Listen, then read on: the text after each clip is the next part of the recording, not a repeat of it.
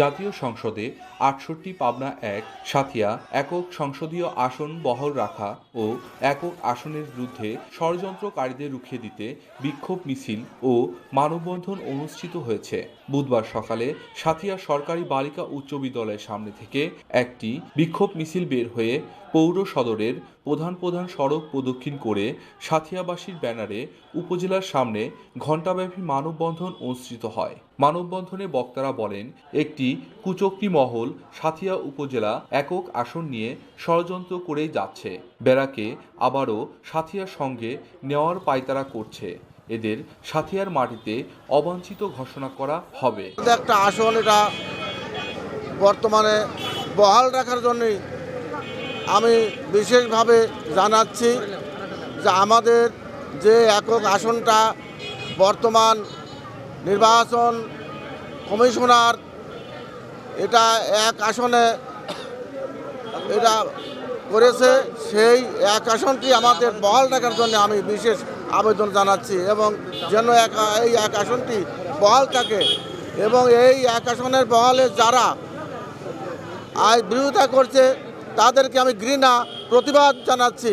এদের পূর্বপুরুষেরা অনেক আগের থেকে ন্যায় এবং ইনসাফের ভিত্তিক সাঁথিয়াকে একক আসনের দাবি করে আসছিল প্রায় ১.৫ যুগেরও বেশি ধরে।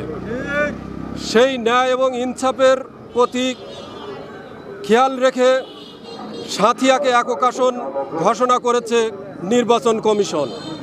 কিন্তু এখন দেখা যাচ্ছে কিছু মহল, সাঁথিয়ার কিছু গাদ্দাররা এবং বেড়ার কিছু গাদ্দাররা এক হয়ে আমাদের এই ন্যায়ের একক আসনকে কেটে নেওয়ার জন্য তারা পায়তারা করছে। ৬৮ পাবনা ১ সংসদীয় আসন, এই আসনটি সাঁথিয়া বেড়া আংশিক ছিল।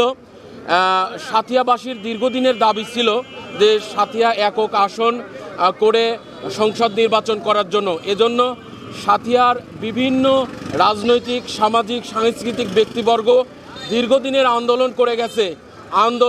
দীর্ঘদিনের আন্দোলনের ফসল হিসেবে এই ইউনূস সরকারের সময় এসে কিন্তু সাঁথিয়া একক আসন ঘোষণা করায় সাঁথিয়াবাসী কৃতজ্ঞতা প্রকাশ করছে এবং আমরা যেটা দেখে আসছি, সাঁথিয়াবাসী সংসদীয় আসন নিয়ে বরাবরই তারা বৈষম্যের শিকার হয়েছে।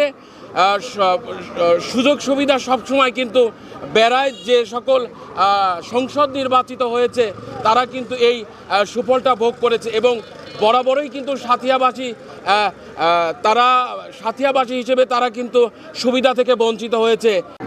আমরা সাঁথিয়াবাসীর দীর্ঘদিনের দাবি, যেটা নির্বাচন কমিশনে আজ থেকে প্রায় ২০ বছর আগের থেকেই আন্দোলন করে আসছে একক আসনের দাবিতে, ঠিক তারই ভিত্তিতেই আমরা আসলে জানতে পারছি সাঁথিয়া একক আসন ইতিমধ্যেই নির্বাচন কমিশন পক্ষ থেকে ঘোষণা করে গেজেট প্রকাশ করা হয়েছে। এরপরে তফসিলও ঘোষণা করেছেন নির্বাচন কমিশন।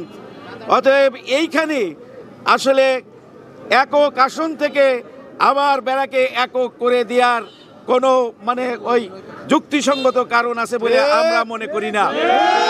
আসল বিষয় হচ্ছে সাঁথিয়ার দীর্ঘদিনের অনেক মুরব্বীদের মুখে আমরা শুনেছি সাঁথিয়াবাসী একক আসন হিসাবে এটাকে পেতে চায় এবং এটা একটা ন্যায্য দাবি, ইনসাফপূর্ণ দাবি মনে করি, যার জন্য এটাকে একক আসন ঘোষণাও ইতিমধ্যে করা হয়েছে।